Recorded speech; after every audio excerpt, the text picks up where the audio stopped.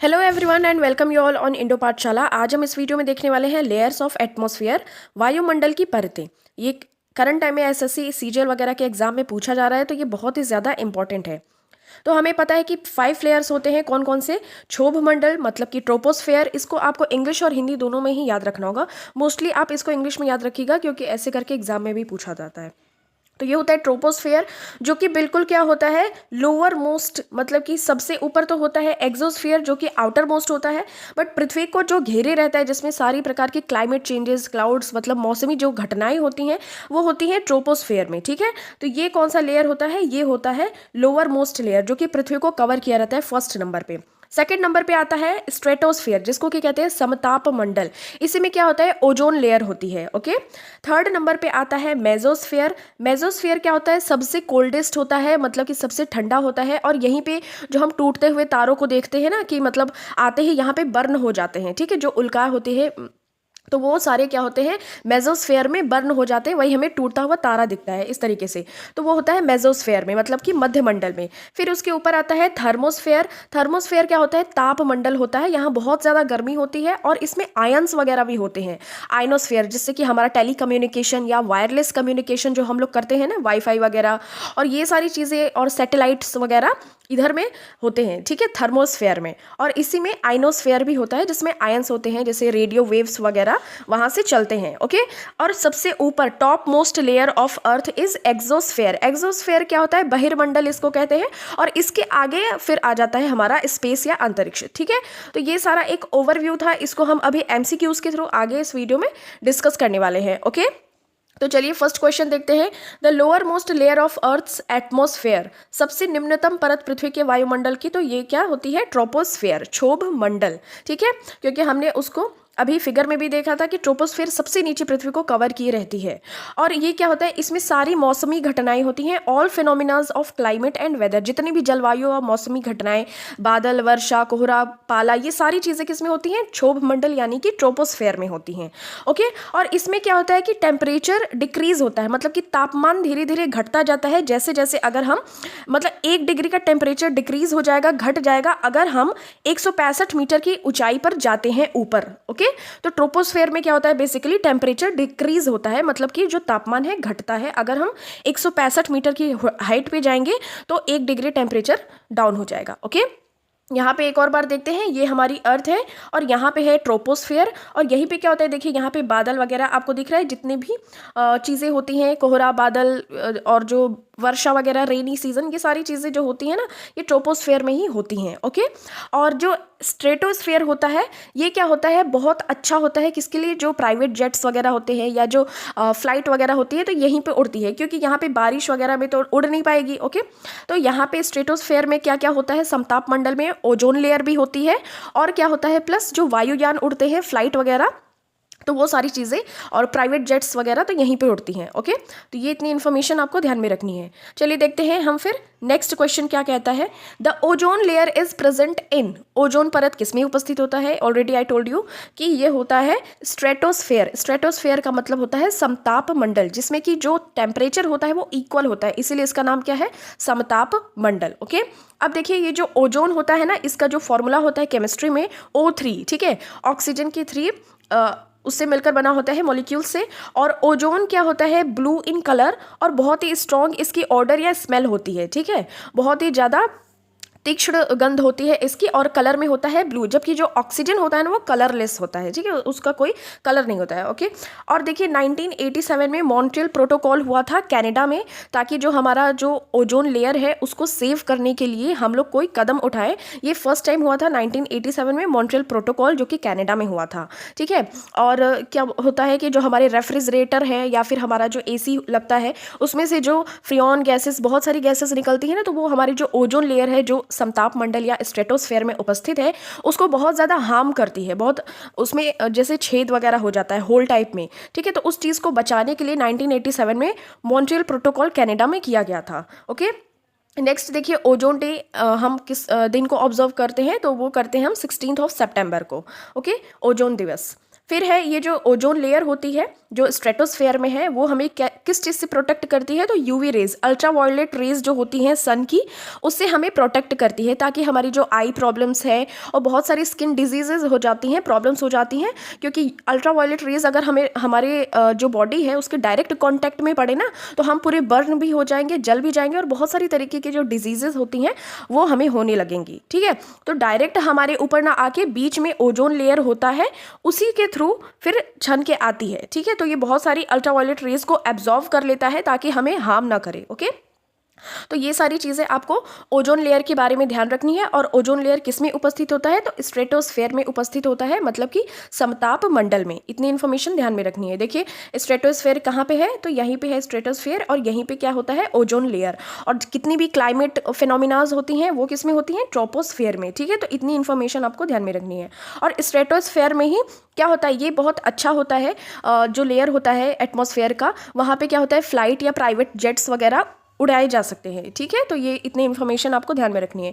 Troposphere में हम क्यों नहीं उड़ा सकते, क्योंकि वहाँ पे बारिश, कोहरा, ओला वगैरह ये सब सारी चीज़ें, बादल वगैरह रहते हैं।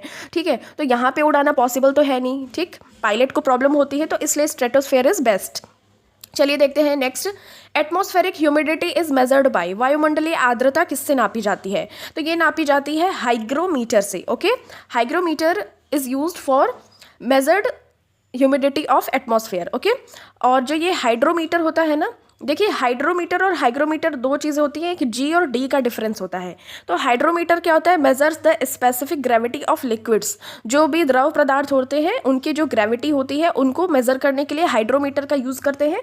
बट हाइग्रोमीटर जो जी वाला होता है उससे क्या नापते हैं, जो एटमॉस्फेरिक ह्यूमिडिटी होती है उसको हम नापते हैं। ओके, चलिए कुछ और भी देख लेते हैं। जैसे कि देखिए अमीटर होता है, ये क्या होता है कि इलेक्ट्रिक करंट जो होती है उसका स्ट्रेंथ नापता है। और एनीमोमीटर क्या होता है, तो ये क्या करता है, जो विंड की स्पीड है ना उसको मेज़र करता है। ठीक है, विंड मतलब हवा की जो स्पीड, गति होती है उसको मेज़र करता है।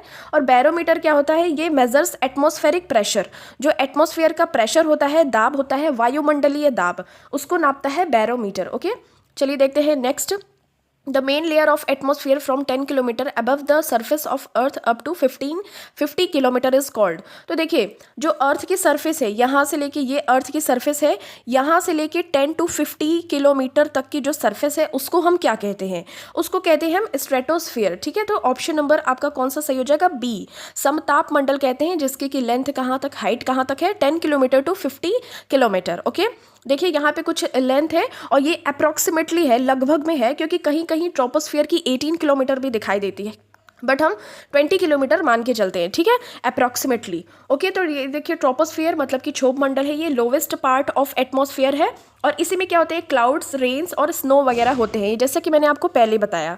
नेक्स्ट देखिए स्ट्रेटोस्फेयर है, 10 या 20 किलोमीटर to 50 किलोमीटर होता है। बेसिकली इसको देखा जाए तो 20 to 50 किलोमीटर ही होता है, और 10 to हम ले लेते हैं क्योंकि अप्रॉक्सीमेटली इसको देखते हैं। हमारा जो पृथ्वी है ना, ये क्या है, ये यहाँ से थोड़ा सा चपटा है। ठीक है, यहाँ से थोड़ा सा चपटा है, दैट्स वाई ये मेजरमेंट में थोड़ी सी इधर उधर अप्रॉक्सीमेटली लेना पड़ता है। ओके, तो ये इतनी इन्फॉर्मेशन आपको ध्यान में रखनी है। और ये जो एरोप्लेन होते हैं, मैंने बताया आपको, या प्राइवेट जेट्स होते हैं, उनको उड़ाने के लिए कौन सा जो लेयर होता है वो यूजफुल होता है, तो ये स्ट्रेटोस्फेयर होता है। ठीक है, नेक्स्ट देखिए मेसोस्फेयर सबसे कोल्डेस्ट होता है, सबसे ठंडा होता है।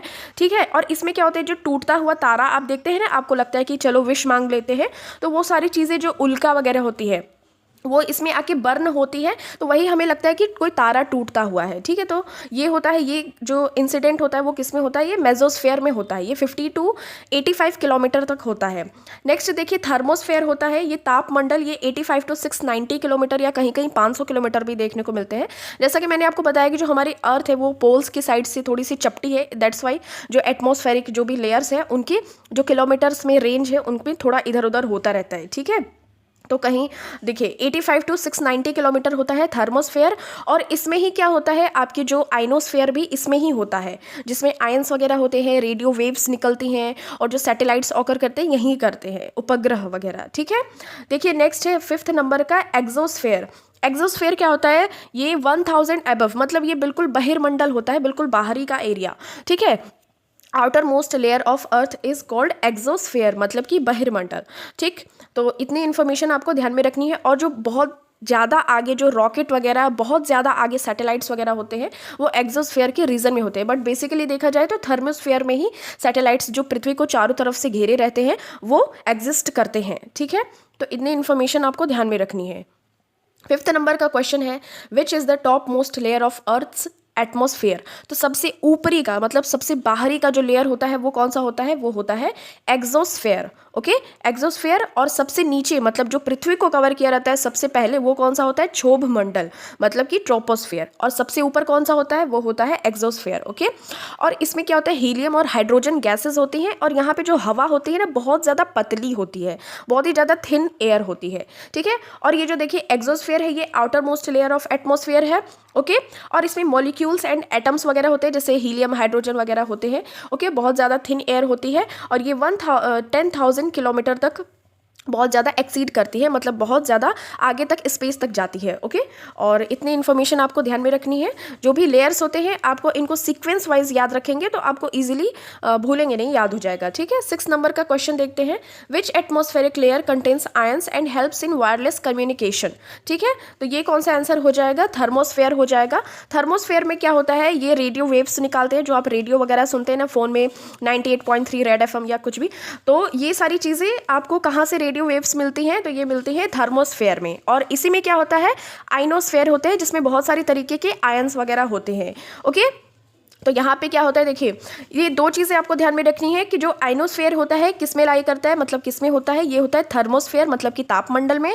और जो ओजोन लेयर होता है, हमने देखा था अभी, तो वो ओजोन लेयर किस में होता है, स्ट्रेटोस्फेयर में। स्ट्रेटोस्फेयर मतलब कि समताप मंडल में। ओके, चलिए नेक्स्ट देख लेते हैं।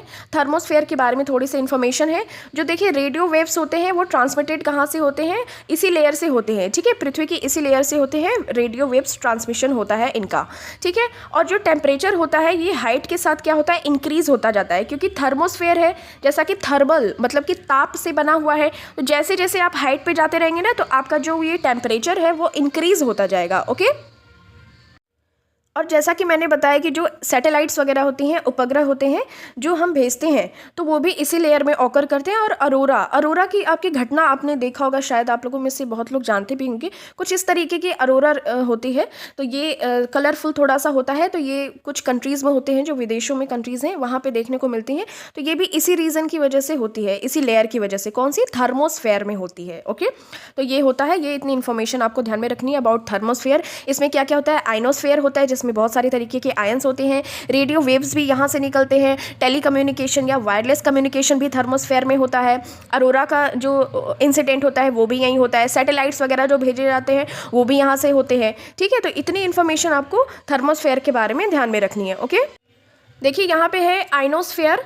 ठीक है, आइनोस्फेयर है, कहाँ पे पड़ता है ये, जैसे मैंने बताया कि ओजोन लेयर जिस तरीके से समताप मंडल मतलब कि स्ट्रेटोस्फेयर में पड़ता है, ठीक उसी प्रकार से आइनोस्फेयर थर्मोस्फेयर में पड़ता है। ठीक है, जो लोअर जो पार्ट होता है थर्मोस्फेयर का उसी को कहते हैं आइनोस्फेयर, क्योंकि इसमें बहुत सारी तरीके के आयंस होते हैं। ठीक है, जो कि इलेक्ट्रिकली चार्ज्ड पार्टिकल्स होते हैं, उन्हीं को कहते हैं हम आयंस। ओके, और ये लेयर क्या होता है, ये एटमॉस्फेयर का ये आयोनाइज्ड होता है by cosmic and solar radiation. जो भी सौर विकिरण होते हैं उनके द्वारा ये आयोनाइज्ड होता है। ठीक है, मतलब ये जो पार्टिकल्स होते हैं ना, ये चार्ज्ड होते हैं किससे, जो सौर विकिरण होता है उससे। ठीक, और ये क्या होता है, 80 to 400 kilometre above the mesopause के ऊपर होता है ये। अब चलिए आपको दिखाती हूँ मेसोपॉज क्या होता है। ये देखिए, स्ट्रेटोपॉज, मेसोपॉज, ये सारी चीज़ें पूछी जाती हैं। देखिए, ट्रोपोस्फियर और स्ट्रेटोस्फियर, इसके बीच में जो ये रीजन होता है ना, जो इन दोनों लेयर्स को अलग करती है, तो नीचे वाला ले लेंगे। ठीक है, तो ये ट्रोपोपॉज कहलाता है, ये वाला लाइन कहलाता है ट्रोपोपॉज। इस तरीके से अब स्ट्रेटोस्फियर और मेसोस्फियर के बीच में ये वाली लाइन जो होती है इसको कहते हैं स्ट्रेटोपॉज। ओके, अब मेसोस्फियर और थर्मोस्फियर के बीच में जो लाइन है ना, इसी को कहते हैं, जो मेसोस्फियर और थर्मोस्फियर को अलग कर रही है उसी लाइन को कहेंगे, इस वाली लाइन को, इसको कहेंगे हम, क्या कहेंगे, मेसोपॉज। ठीक है, मेसोपॉज कहेंगे। ओके, तो देखिए यहाँ पे एक बार हम देखेंगे, यहाँ पे देखिए ये जो ट्रोपोस्फेयर और स्ट्रेटोस्फेयर के बीच में लाइन है उसको ट्रोपोपॉज, और स्ट्रेटोस्फेयर और मेसोस्फेयर के बीच में है उसको कहेंगे स्ट्रेटोपॉज, और मेसोस्फेयर और थर्मोस्फेयर के बीच में जो ऐसे लाइन इसको अलग करती है तो उसको कहेंगे मेसोपॉज। ओके, तो ये ऐसे आपको डिवीज़न याद रखना है। ओके, तो इतनी इन्फॉर्मेशन आपको ध्यान। अब यहाँ पे हम एक तरीके से थोड़ा सा समराइज कर लेते हैं। ओके, समराइज करने में देखिए जो ट्रोपोस्फेयर है सबसे निचला मंडल। ओके, ट्रोपोस्फेयर में क्या होता है, सारी प्रकार की मौसमी घटनाएं होती हैं, all phenomenas related to weather and your climate. ठीक है, जितने भी कोहरे, क्लाउडी रीजन या जितने भी बादल या आपके बारिश वगैरह सारा चीज़ ट्रोपोस्फेयर में होता है, मतलब कि सबसे नीचे वाला जो है ये क्षोभ मंडल। ठीक है, इसको कहते हैं, ये ट्रोपोस्फेयर को क्षोभ मंडल यहाँ पे होता है। फिर देखिए स्ट्रेटोस्फेयर की हमने बात की थी, तो इसमें क्या होता है, समताप मंडल में ओजोन लेयर उपस्थित होता है। ठीक है, और यहाँ पे जो प्राइवेट जेट्स होते हैं या फिर आपके जो एरोप्लेन वगैरह उड़ाने के लिए ये चीज़ सुटेबल, मतलब ये लेयर अच्छा होता है। मेसोस्फेयर की बात हमने की थी, तो ये बहुत ही ज़्यादा क्या होता है, ठंडा होता है, कोल्डेस्ट लेयर ऑफ एटमॉस्फेयर, तो ये मेसोस्फेयर होता है। और इसमें ही जो टूटते हुए तारे आपको दिखते हैं ना, तो ये मेटेओर्स, जो मेटेरॉइड्स वगैरह होते हैं ना, उल्का पिंड, तो ये इसमें जल जाते हैं। और ये देखिए यहाँ पे ऐसे शो भी कर रहा है यहाँ पे इस फिगर में। तो इस तरीके से मेसोस्फेयर में क्या होता है, वो जल जाते हैं, तो वो हमको देखने को लगता है कि ये तारे टूट के गिरे हैं। ठीक है, तो हम विश मांग लेते हैं। वही चीज़ कहाँ पे होती है, कौन से लेयर में, तो मेसोस्फेयर मतलब कि मध्य मंडल में होती है। थर्मोस्फेयर की हमने बात की थी, तो यहाँ पे आयनोस्फेयर भी होता है। ओके, आयनोस्फेयर जिसमें कि आयंस होते हैं, वो सोलर का जो मतलब सौर विकिरण होता है उससे चार्ज हो जाते हैं, जिनसे क्या होता है, रेडियो वेव्स वगैरह निकलती है। और आप ये रेड एफएम या रेडियो मिर्ची, ये सारी चीज़ें रेडियो वगैरह सुनते हैं। और ये सारी चीज़ें कौन सी इसमें लेयर में होती है, तो वो थर्मोस्फेयर में होती है। और जो आपके सैटेलाइट्स वगैरह भी होते हैं ना, ये भी थर्मोस्फेयर में ही एग्जिस्ट करते हैं, मतलब उपग्रह। ओके, और एक और चीज़ हमने देखी थी कि जो टेलीकम्युनिकेशन, मतलब कि वायरलेस कम्युनिकेशंस वगैरह होते हैं, या फिर आप केबल टीवी में अपने कुछ भी प्रोग्राम वगैरह देखते हैं, तो ये सारी चीज़ें कहाँ से एग्जीक्यूट की जाती है, मतलब कौन से लेयर में ये सारी चीज़ें सिग्नल्स प्रोवाइड करती हैं, तो वो भी थर्मोस्फेयर में। ओके, एक्सोस्फेयर में क्या होता है, बिल्कुल लास्ट होता है, यहाँ पे बहुत ही ज़्यादा थिन एयर होती है। और ये एक्सोस्फेयर में क्या होता है, बिल्कुल बहिर्मंडल है ये। उसके बाद क्या आपके दिखेंगे, स्पेस दिखेगा। ठीक है, यहाँ पे देखिए स्पेस है ना, अंतरिक्ष। और एक्सोस्फेयर में हीलियम, हाइड्रोजन, इस तरीके की गैसेज या मॉलिक्यूल्स पाए जाते हैं। और यहाँ पे क्या होता है, बहुत ही ज़्यादा पतली हवा होती है, बहुत ही थिन एयर होती है। और थर्मोस्फेयर, जैसा कि नाम है थर्मल, थर्मोस्फेयर इस तरीके से बहुत ही ज़्यादा गर्म होता है। मेसोस्फेयर क्या होता है, बहुत ही ज़्यादा ठंडा होता है। और स्ट्रेटोस्फेयर में ओजोन लेयर होता है। ट्रोपोस्फेयर में बहुत सारी मौसमी घटनाएं, क्लाइमेट चेंजेस, रेनी सीजन, ये सारी तरीके की होती है ट्रोपोस्फेयर में। ओके, क्षोभ मंडल में। चलिए नेक्स्ट देखते हैं, इन which layer meteors burn up, तो किस परत में उल्का पिंड जल जाते हैं, जिनको कि हम सोचते हैं क्या कि ये तारे टूट के गिरे हैं, तो हम विश मांग लेते हैं। ठीक है, तो ये किस में होती है, मैंने आपको बताया मेसोस्फेयर में। ओके, मेसोस्फेयर में होती है, उल्का पिंड इस तरीके से जल जाते हैं।